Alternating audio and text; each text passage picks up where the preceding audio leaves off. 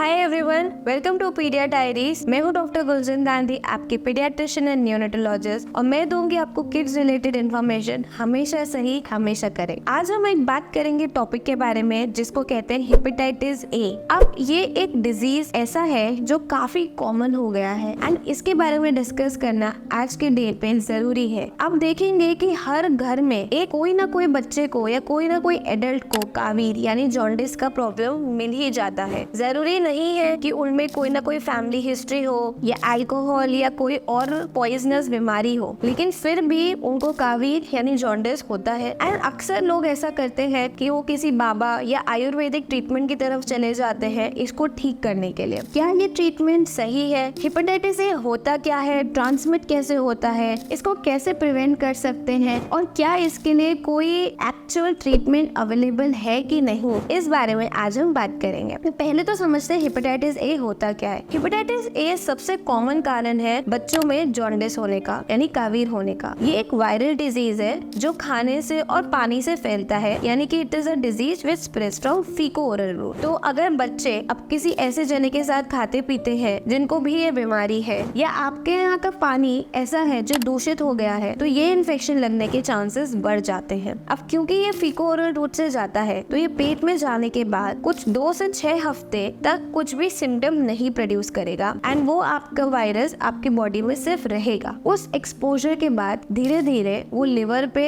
Affect करने लगता है और लिवर पे सूजन आने लग जाती है, जिसकी वजह से आपका जो बिलिरुबिन यानी कि जो येलो पिगमेंट है जो बॉडी से निकल जाना चाहिए वो बॉडी में बढ़ने लगता है। और ये जो पिगमेंट है क्योंकि बॉडी में बढ़ गया है तो आंखें, हाथ, स्किन येलो दिखने लगते हैं। अब इसके सिम्टम्स क्या क्या होते हैं? स्टार्टिंग में बच्चे को हल्का वायरल जैसा ही प्रॉब्लम होगा, जैसे कि हल्का बुखार आना, पेट दुखना, उल्टी होना। कुछ बच्चों को बहुत ज्यादा भूख नहीं लगती और बहुत कमजोरी आने लग जाती है। ऐसी कंडीशन में अगर पेरेंट्स ध्यान से नोटिस करेंगे तो उनकी आंखें हल्की हल्की पीले लगने लगेंगी। अब कुछ 1 हफ्ते के बाद बुखार आने के बच्चे का पीलापन बढ़ जाता है और उसकी आंखें, हाथ और स्किन ज्यादा डार्क येलो दिखने लगती है। इवन जो उनका यूरिन है, पेशाब है, वो भी डार्क येलो हो जाता है और बच्चे कई टाइम तक कॉन्स्टिपेटेड रहते हैं यानी संडास पास नहीं कर पाते, और अगर करते भी हैं तो वो थोड़े व्हाइटिश कलर के होने लग जाते हैं। अगर ऐसा किसी भी बच्चे को कोई प्रॉब्लम है तो उनको उसी टाइम पे अपने डॉक्टर की सलाह लेनी चाहिए एंड बेसिक हेपेटाइटिस ए के टेस्ट कराने चाहिए। अब अगर आपके बच्चे को ये तकलीफें दिखने लगती है और आप डॉक्टर के पास जाने की जगह कोई भी आयुर्वेदिक ट्रीटमेंट ले ले या फिर जाके किसी भी रैंडम फार्मासिस्ट से कुछ भी मेडिसिन स्टार्ट कर ले, तो उसका साइड इफेक्ट ज्यादा होते हैं क्योंकि मैक्सिमम जो दवाइयाँ है वो लिवर पे ही काम करती है, लिवर के थ्रू ही एक्सक्रीट होती है। क्योंकि अगर अभी आपका लिवर ठीक से काम नहीं कर रहा तो उन ड्रग्स का साइड इफेक्ट भी बच्चे पे आ जाता है। अगर इस बीमारी को बहुत टाइम तक ठीक ना करे तो जैसे जैसे ये बिलिरुबिन के लेवल्स बढ़ते हैं, कई बच्चे का ये इलनेस सेल्फ लिमिटिंग हो जाएगा, यानी वो अपने आप भी ठीक हो जाएंगे। कुछ होते हैं जिन पे ये बीमारी सिर तक पहुंच जाती है और उनको झटके आना, बेहोशी होना की तकलीफें भी बढ़ सकती है। कुछ बच्चों को संडास में खून आने लगता है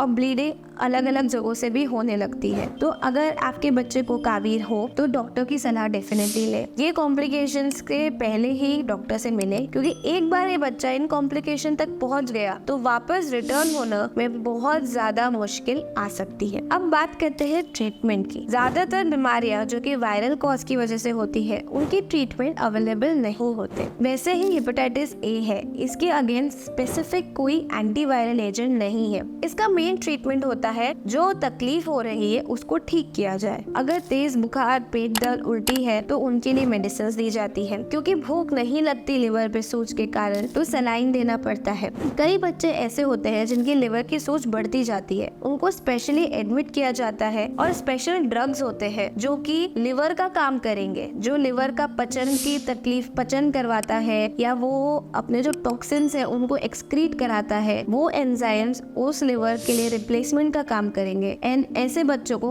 अक्सर आईसीयू की जरूरत पड़ सकती है। वहीं अगर बच्चा मोशन नहीं पास कर रहा, संडास नहीं कर रहा, तो उनके लिए भी औषधियाँ दी जाती है। अब एक बार बच्चे को ये बीमारी हो गई एंड ट्रीटमेंट चालू हो गया तो आपको कुछ बेसिक टेस्ट कराने पड़ते हैं, specially liver function test. Liver function test में बिलिरुबिन यानी कि जो पीला तत्व है वो चेक किया जाता है। साथ में जो एंजाइम लेवल्स है, जो लिवर काम कर रहा है कि नहीं बता आते हैं वो चेक किए जाते हैं, उनका लेवल्स टाइम टू टाइम देखा जाता है कि जो सूजन है वो उतर रही है कि नहीं। इसके अलावा कुछ और भी टेस्ट होते हैं जो बताते हैं कि बच्चे को आगे कोई कॉम्प्लिकेशन नहीं होगा, जैसे कि PTINR, अमोनिया। ये टेस्ट कराना जरूरी है ताकि अगर बच्चे में कॉम्प्लिकेशन है तो आप पहले से उसके बारे में जानकारी प्राप्त कर सके। अब आपके बेसिक टेस्ट हो गए, उसके सिम्टम्स के हिसाब से ट्रीटमेंट हो गया। अब आता है टॉपिक प्रिवेंशन का।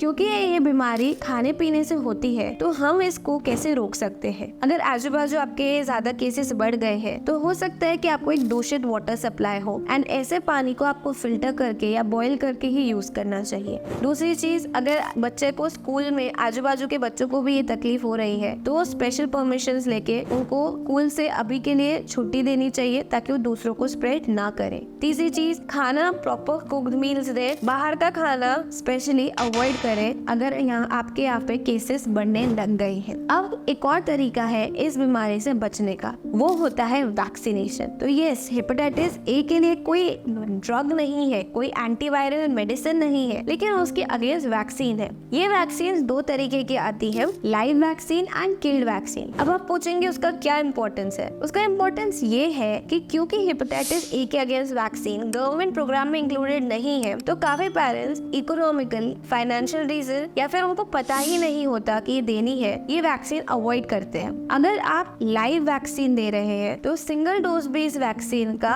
बच्चे को ऑलमोस्ट लाइफ टाइम इम्यूनिटी दे देगा। बट अगर आप किल्ड वैक्सीन दे रहे हैं यानी कि वो मरा हुआ जंतु है तो आपको कम से कम इसके 2 डोजेस देने पड़ेंगे, एंड ये भी वैक्सीन आपको ऑलमोस्ट लाइफ टाइम इम्यूनिटी देगी। अगर आपके बच्चे को, एक बच्चे को ये बीमारी हो गई है तो आप इसके सिबलिंग्स को ये वैक्सीन देके उन्हें इस बीमारी से प्रिवेंट कर सकते हैं। ये था पेरेंट्स सारी इन्फॉर्मेशन हेपेटाइटिस ए के बारे में। एक वायरल एजेंट जो कि खाने पीने से फैलता है, यूजुअली सेल्फ लिमिटेड होता है, लेकिन हम एक्स्ट्रा दवाइयाँ लेके या गलत ट्रीटमेंट लेके लिवर पे और प्रेशर डाल के उसकी सूज बढ़ा देते हैं। अगर ठीक टाइम पे उसको नहीं ठीक किया जाए तो अक्सर बच्चे कॉम्प्लिकेशंस में जा सकते हैं, एंड इनको बचाया जा सकता है अच्छा हाइजीन मेंटेन करके एंड वैक्सीनेशन लेके। तो I hope this video is useful for you. अगर आपके बच्चे को भी ऐसी कोई बीमारी हुई हो तो आप डेफिनेटली कमेंट करें एंड शेयर करें अपना opinion. Otherwise like and subscribe and happy parenting.